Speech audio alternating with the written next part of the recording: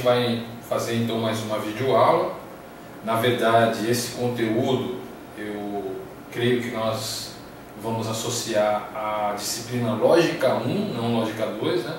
Agora a gente está fazendo em Lógica 2 porque esperamos para desenvolver esse conteúdo, mas ele provavelmente vai fazer parte de Lógica 1, não Lógica 2. Eu pretendo então ensinar para vocês, né, pelo menos dar as principais dicas, né, dessa técnica, né, que tem esse nome estranho, né, FEL-SUP, né? Ou existe uma outra denominação também que eu acho que talvez fique clara hoje, que é a ideia de construir tabelas indiretas de verdade, né? A tabela indireta da verdade que a gente vai tentar usar. Então, na verdade, a gente vai aprender mais uma técnica, só que agora a gente vai olhar para aquilo que a gente usava para construir tabela de verdade em um sentido contrário, tá bom? Mas vamos lá, deixa eu explicar tudo com detalhe para a gente não ficar perdido por falta de alguma questão, algum detalhe, né? Ora, primeiramente então, é preciso dizer que grande parte dos expedientes, né, técnicos que são ensinados nas disciplinas, né, que de alguma forma tenham a ver com a lógica, visam preparar o aluno, né, preparar vocês, né, para a difícil tarefa de fazer provas dedutivas ou provas por absurdo. É provável que a gente prepare uma aula sobre dedução e sobre redução ao absurdo, né, ou prova por absurdo. Então, no final das contas, grande parte do que a gente aprendeu, se não praticamente tudo, serviria para a gente, nessa última etapa, se sair bem nessa difícil tarefa de fazer dedução e provas por absurdo, né? Ora, mas nesse sentido, eu pediria para vocês, então, e hoje eu quero que vocês pensem bastante nisso, que vocês refletissem um pouco sobre o que significa provar a validade de uma lei ou regra, né? Então, é esse o pensamento que vocês devem fixar hoje para poder entender a utilidade dessa técnica, né? Eu vou repetir. O que significa provar a validade de uma lei ou regra utilizando uma tabela de verdade, né? Ou falsear, né, uma suposta lei utilizando uma tabela indireta da verdade ou a técnica FEL-SUP, né? Então, pensem um pouco nisso. Ora, uma resposta bastante breve, né, eu diria o seguinte. Ora, certamente que em termos de prova, tanto a dedução quanto a tabela de verdade, né, são provas, né? Então, tanto a dedução quanto a tabela de verdade são provas. E vocês aprenderam a fazer tabela de verdade, né? São provas do quê? São provas que atestam a validade de um argumento, ou seja, atestam a verdade daquilo que se propõe em um argumento. Uma outra coisa, então, que vocês devem pensar bastante, né, sobre, né, é a questão da validade de um argumento e o fato de se tratar de uma proposição complexa, que é uma tautologia. Então, vejam, vocês estão fazendo as tabelas de verdade e, no final das contas, em termos de proposição, né, em termos de proposição complexa, o resultado que vocês chegam é que aquela proposição complexa de saída é uma tautologia.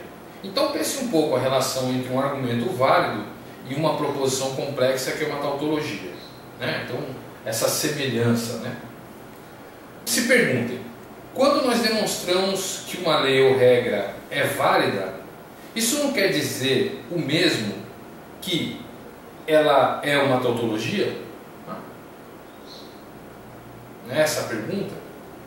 Ora, a resposta que nós daremos é a seguinte: claro que sim, né? Se trata de uma tautologia. Então, todo argumento, no final das contas, corresponde muito bem a uma proposição complexa, né? Que nós esperamos, né, faça parte do ambiente da lógica e por isso mesmo possa ser provado que é uma tautologia, né? Então, talvez por isso mesmo, nós estaríamos autorizados em falar apenas em proposições simples, né, proposições atômicas, e proposições complexas, e deixar de lado, ao menos para fins, né, que não nos interessam agora, a variada nomenclatura utilizada para diferenciar proposições. Então eu não vou ficar assistindo muito na diferença entre os tipos possíveis de proposição.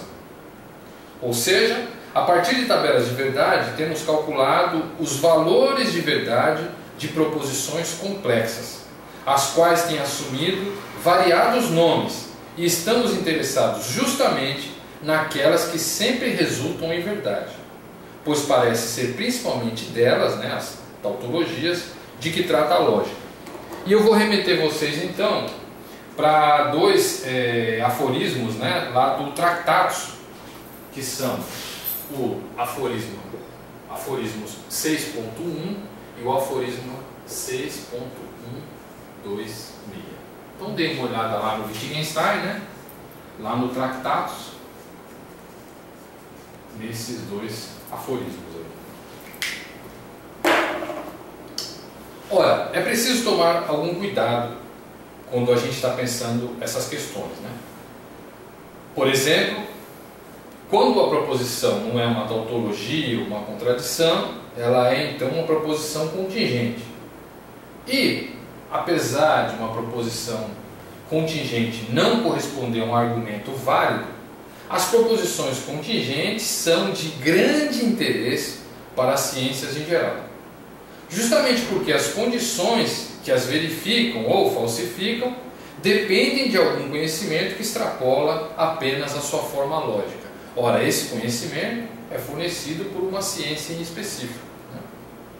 Assim, as proposições que de fato interessam à lógica são aquelas que não estão na dependência de qualquer conhecimento para além de sua forma. Parece que nenhuma descoberta da ordem da experiência, né, seja ela física, seja ela biológica ou mesmo humana, pode abalar o seu valor de verdade. A não ser, talvez, né, isso a gente teria que discutir um pouco de história da lógica para mostrar, né, a gente já fez isso em outras aulas, a não ser, talvez, aquilo que atinge, né, o que entendemos ser a própria linguagem, né, como a história da lógica mostrou para o caso da lógica aristotélica. Mas também é esse o motivo de Wittgenstein nos lembrar que as proposições da lógica, né, as tautologias, não dizem nada. Então eu vou remeter vocês agora lá para o Tractatus também do Wittgenstein, o aforismo 5.43. Então cuidado aí com o alcance da lógica, né? As proposições tautológicas são proposições triviais, né, que não dizem nada a respeito do conhecimento, algum tipo de conhecimento que se relacione com o mundo, né? Ora, dito isso, o que forneceremos hoje para vocês é mais um expediente de prova indireta, né, de um argumento, ou seja, mais uma técnica, né, portanto, mais um processo mecânico para decidir sobre os valores de verdade de uma proposição complexa. A importância desse método, dessa técnica, é bastante simples, né? A gente resumiria do seguinte modo: o número de proposições simples, né, contidas em uma proposição complexa não tem limites. Você imagina que o número de proposições simples, né, envolvidas em alguma proposição complexa não tem limite. Então essa tabela de verdade pode crescer, né, muitíssimo. E nós precisamos então, quer dizer, seria bom que nós tivéssemos alguma técnica que nos permitisse economizar passos na avaliação para responder, né, se essa proposição complexa é uma proposição tautológica ou não. Então a ideia é encontrar um método que nos permita mais rapidamente do que uma tabela de verdade, né, a depender do seu tamanho, né, que nos permita muito rapidamente dizer se o argumento é válido ou não. Mesmo que a tabela de verdade seja um expediente de prova, e esse método que nós vamos usar, de certa forma, seja uma imitação da tabela de verdade, Nós costumamos usar esse método justamente para saber, antes de fazer a dedução, se o argumento é ou não válido. Então, para que eu não perca tempo fazendo a dedução de um argumento que na verdade é inválido, eu faço esse teste, né? É como se fosse a prova dos 9, né? A ideia é mais ou menos essa. Então, né, esse trabalho de construção da tabela pode ser muito grande, né, despender muito tempo, né? E se houver um método mais simples e rápido, ele evidentemente pode ajudar muito. E é justamente isso que o FEL-SOAP ou a tabela indireta de verdade permitem. Né? Ora, da mesma forma, então, o tamanho dos argumentos a deduzir não tem limite, né? Claro, se a proposição complexa e um argumento são iguais, né? Então as deduções também não têm limite de tamanho.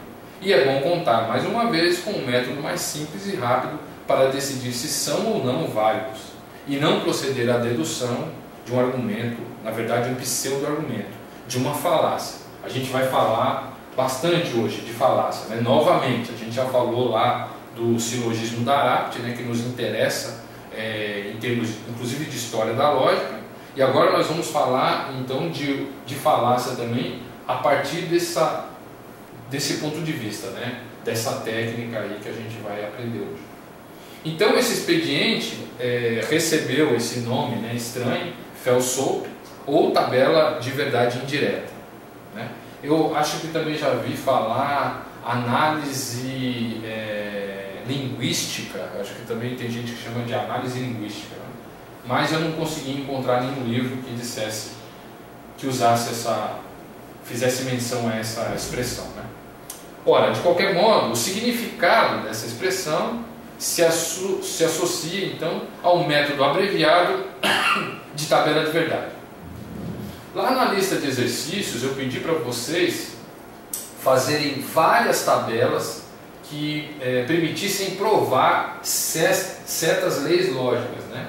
Dentre as várias leis lógicas que eu listei lá, estavam a modus ponens, né, e a modus tollens, né?